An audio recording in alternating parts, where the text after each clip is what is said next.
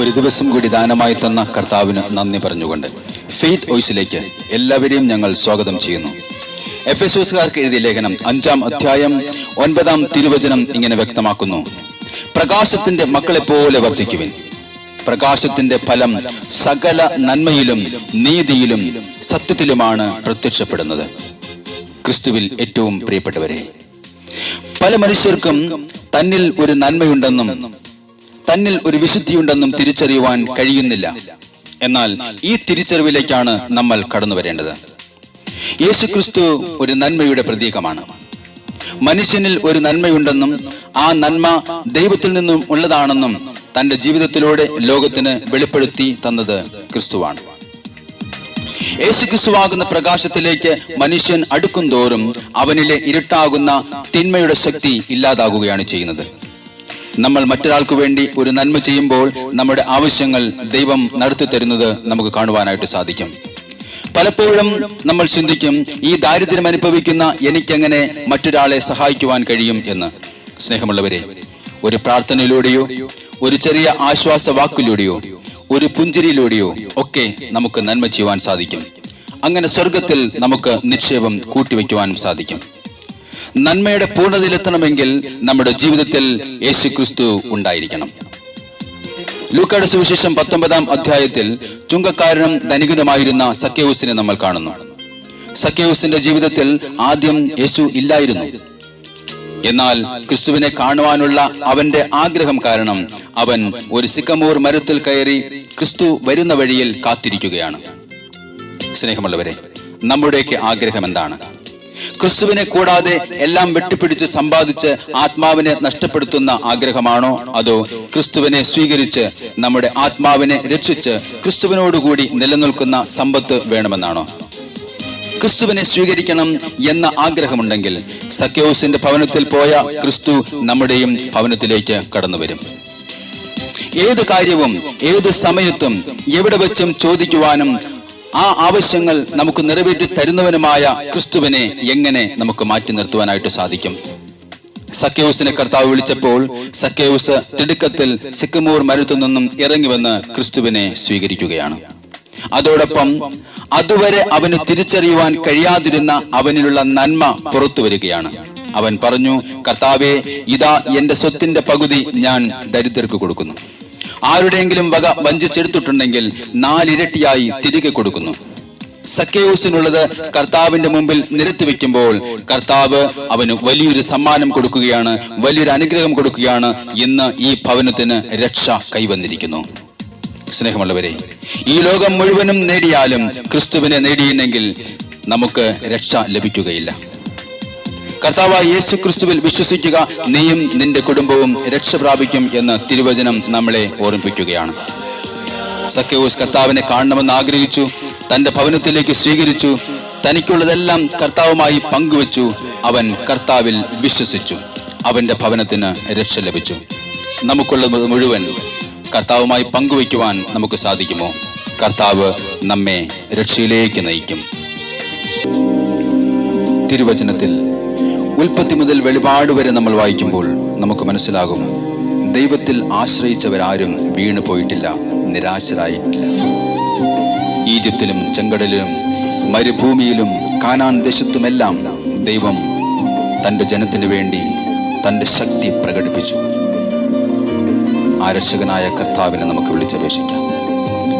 നമുക്ക് വേണ്ടി തൻ്റെ ശക്തി പുറപ്പെടുവിക്കുവാൻ ഈ ദൈവം മതിയായ ദൈവമാണ്.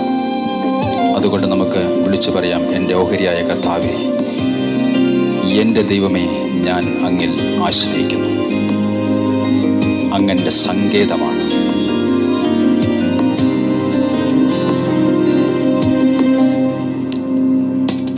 എൻ്റെ ഉപനിധിയെ, എൻ്റെ ഓഹരിയെ, അങ്ങൻ്റെ നിക്ഷേപമേ, ആമേൻ.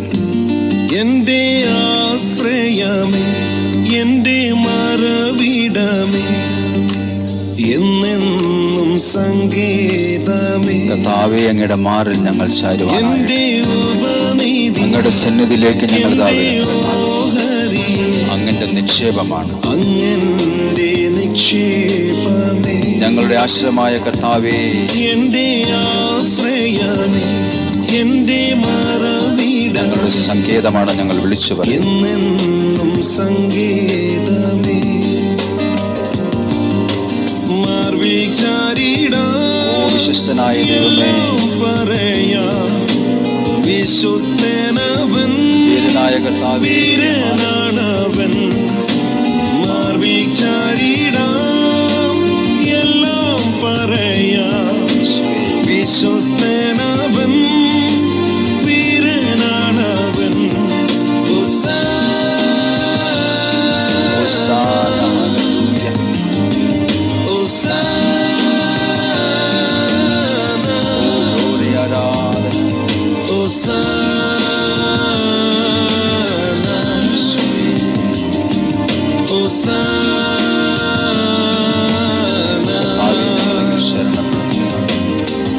ഞങ്ങളുടെ കോട്ടയും ഞങ്ങളുടെ ആശ്രയമായ കർത്താവേ, ഞങ്ങൾ അങ്ങിൽ ശരണപ്പെടുന്നു. ഞങ്ങളുടെ പാറയായ കർത്താവേ, അങ്ങയുടെ ജീവജല നദി ഞങ്ങളിലേക്ക് ഒരുക്കണമേ. ഹല്ലേലൂയ. ആകാശങ്ങളിൽ തന്റെ ഉന്നത മന്ദിരം തീർക്കുകയും ഭൂമിയുടെ മേൽ കമാനം നിർമ്മിക്കുകയും കടൽ ജലത്തെ വിളിച്ച് ഭൂതലത്തിൽ വർഷിക്കുകയും ചെയ്യുന്ന അവിടുത്തെ നാമം കർത്താവെന്നാണ് ഞങ്ങൾ ആശ്രയിക്കുന്നത്. എന്റെ കോട്ടയുമേ, എന്റെ ശരണവുമേ, അങ്ങന്റെ പരിചയവുമേ, ജീസസ്.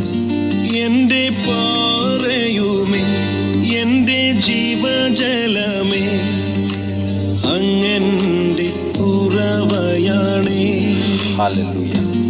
എന്റെ കോട്ടയുമേ, ശരണമേ, എന്റെ ശരണവുമേ, കർത്താവേ, അങ്ങന്റെ പരിചയവുമേ, ജീസസ്. എന്റെ പാറയുമേ, എന്റെ ജീവജലമേ, അങ്ങന്റെ ഉറവയാണേ. കർത്താവേ, അങ്ങയുടെ മാറിടത്തിൽ ഞങ്ങൾ ചാരിടാം എല്ലാം പറയാം വിശ്വസ്തനവൻ, വീരനാണവൻ. മാർവിൽ ചാരിടാം എല്ലാം പറയാം വിശ്വസ്തനവൻ, വീരനാണവൻ.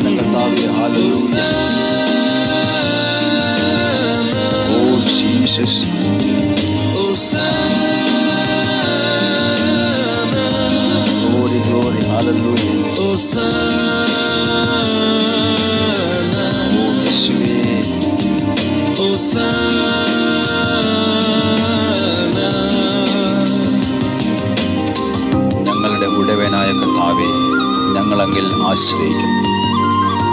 ആദ്യം മുതൽ ഉണ്ടായിരുന്നതും ഞങ്ങൾ കേട്ടതും സ്വന്തം കണ്ണുകൊണ്ട് കണ്ടതും സൂക്ഷിച്ചു വീക്ഷിച്ചതും ആയ കർത്താവേ, ഞങ്ങളങ്ങയെ സ്നേഹിക്കുന്നു, ഞങ്ങളങ്ങിൽ ആശ്രയിക്കുന്നു.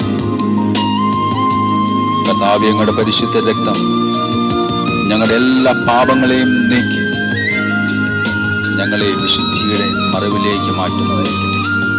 ഞങ്ങൾ ആശ്രയിക്കുന്ന ദൈവമേ, ഞങ്ങൾ അങ്ങയുടെ സന്നിധിയിലേക്ക് ഇതാ കടന്നു വരും.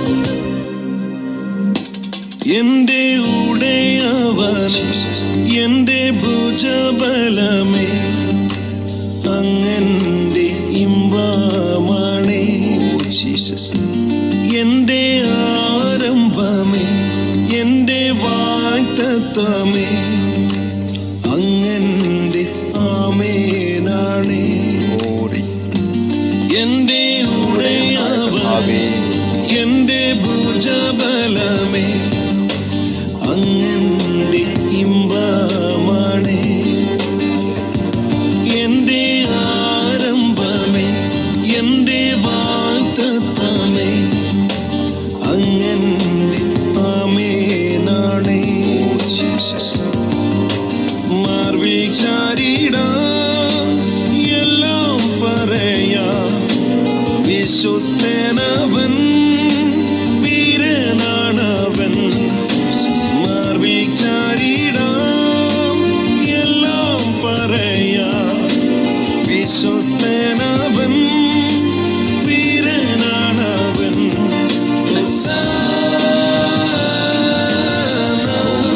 ഹല്ലേലൂയ, ആരാധന.